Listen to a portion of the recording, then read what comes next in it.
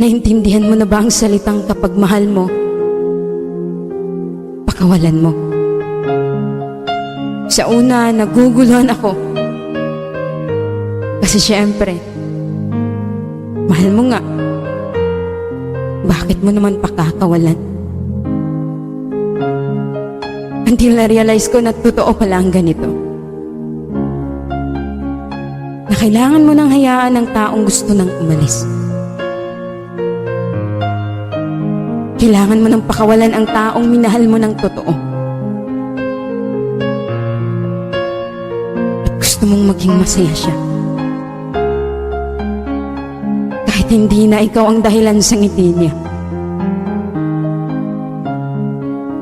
At yan ang pinakamasakit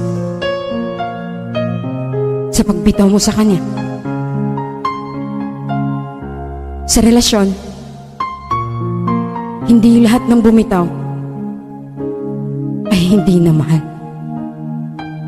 Minsan bumitaw tayo kasi kailangan nating pakawalan.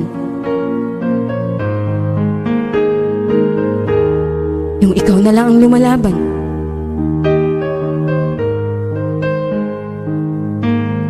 Hirap ka nang iangat kasi.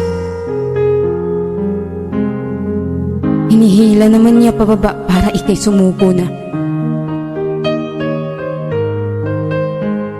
Kung ikaw ang aking tatanungin,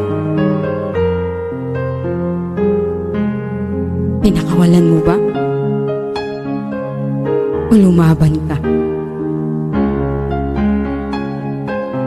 Ang hirap naman kasi lumaban kung ikaw na lang mag-isa.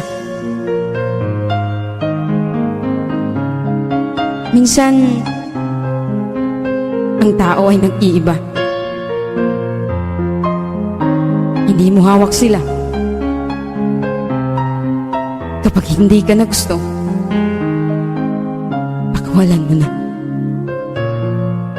Kahit masakit, kahit alam mong ikaw ang masasaktan, at siya ay sasaya pag bitaw mo sa kanya. Mahirap, pero kailangan. Siguro naman hindi na tayo magmukhang tanga. Kung pakakawalan natin ang isang tao, kahit mahal mo pa.